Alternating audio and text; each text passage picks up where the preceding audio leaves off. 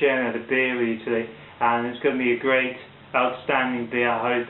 Been anticipating this quite a bit, and this is a Hobgoblin from Witchwood Breweries down in Witney, Oxfordshire in England. I reckon it's one of the most exported beers at the time right now, along with things like Bass Pale Ale and things like that, Fuller's. It's a flagman beer of their brewery. They also make quite a range of different pale ales and bitters and craft organic beers, and they even have a thing called Green Goblin. It's a cider essentially. Hobgoblin is 5.2% ABV. Now the cask version has been dropped to 4.5, I think. So it's low in alcohol, but the bottle version, the original, we get 5.2%. It's a dark ale, and it comes in a really distinctive kind of shaped bottle. I think most of the brands, most of the beers are brewed in this bottle, shape. Another interesting thing about the appearance of the beer is the lovely kind of labelling. I really love the kind of fancy, maybe really interesting kind of maybe cartoonish drawings. But I've seen some other brews from Witchwood, and they're all really interesting, really a pleasure to hold in hand. I'm really excited. Let's get reviewing right now and see what it's all about. Actually, I've seen many beer reviews, all very positive of this beer, talking and praising it. Namely, Inosofat's Funky Monk 02, Fitwood21 had a video before he removed it. It was probably their favourite beer, and my friend recently tried it out and said it was amazing, so I'm excited as well. Take a look at the cap. There's the legendary Hobgoblin, and it has a picture of a Hobgoblin on top. Here's my pint glass.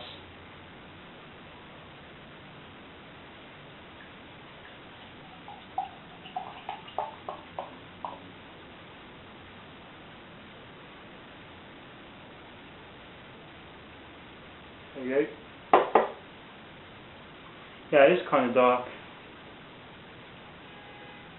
Has a medium kind of brown colour, slightly see-through, has a nice ruby glow to it, not too much carbonation. The head's kind of creamy, I think, yeah, it's very creamy, not too thick, just like a finger thick, but it's a nice kind of frothy, creamy head. Reading the back of the bottle, it's a full-bodied, well-balanced with a chocolate toffee malt flavour, moderate bitterness, and distinctive fruity character and a ruby red glow. So pretty much what it is in reality.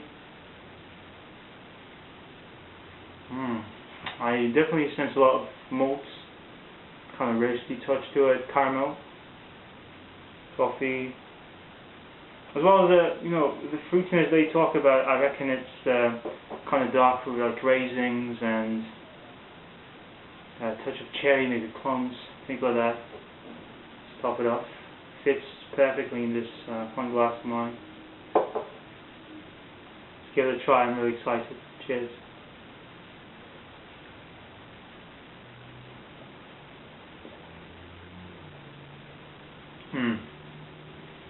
Very intense kind of flavour. Oh. Starts out with a malty kick to it, as well as some dry kind of hops. Then you get a touch of fruits, and then finally it's a pretty lasting kind of bready, hoppy finish as well. You get some malts, but the finish is mostly hops, I think.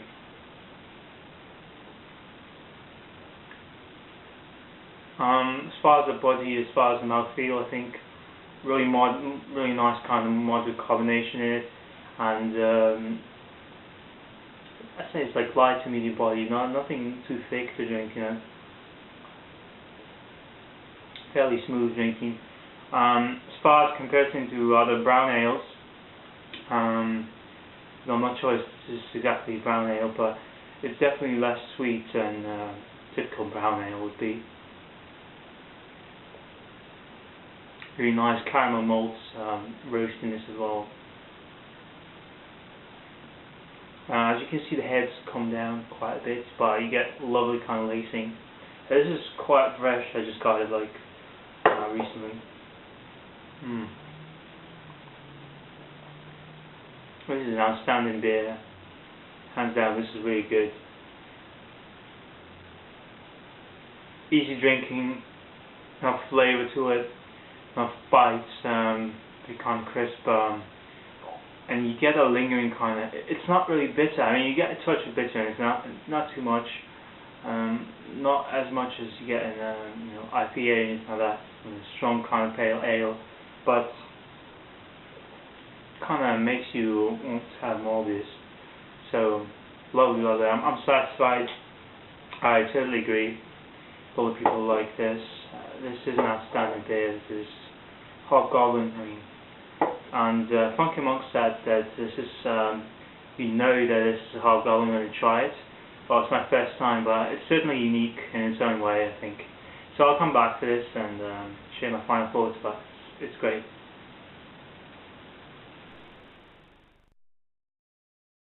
This is a proper ale. I think it's just really good. The way I describe the flavour, just from the Beer Advocate review, it has a nice kind of malty, nutty kind of flavour to it, with a nice herbal kind of hoppy touch as well. You get enough hops in this beer. It's not very sweet. I wouldn't say it's not sweet at all. It's just like less sweet than, let's say, Newcastle Brown or maybe a brown nut ale and like that. At the same time, it's not bitter. It's a nice, as I've said, bready finish kind of to it, and you still get some nice mild, subtle, maybe fruit undertones like cherries, touch of plum, maybe prunes, whatever, and really well balanced. And it doesn't get bad as it warms up; it just only gets better. That's why it's served in a cask at room temperatures. This is beer. You can either savour this, you can have just a small, it's not a small bottle, but you can have one bottle and enjoy it, or you can have a few pints. I think it's, for my taste, it's very drinkable, can make it a good session beer. Not heavy, there's a light to medium body to it, goes down really, really smooth. You still kind of, taste it to the full extent. I suppose the appearance, the lacing's gone by now, but it was quite remarkable kind of lacing, and still a bit of a ring kind of top of the beer, not too much head going on, but has average kind of attention to it. Very pleased with this beer, and thanks for all of you who reviewed this beer and gave it good marks. I'm going to grade this 4.5 out of 5. I wouldn't say it's perfect. I was expecting maybe a touch of more maybe sugary kind of like sweet malts in it, but overall a very good, outstanding beer. Get this if you haven't tried this. I blame myself for not trying this for so long. I should have done it before. Anyway, cheers, enjoy the beer, and thanks for watching this. That was Hobgoblin from Witchwood. Cheers.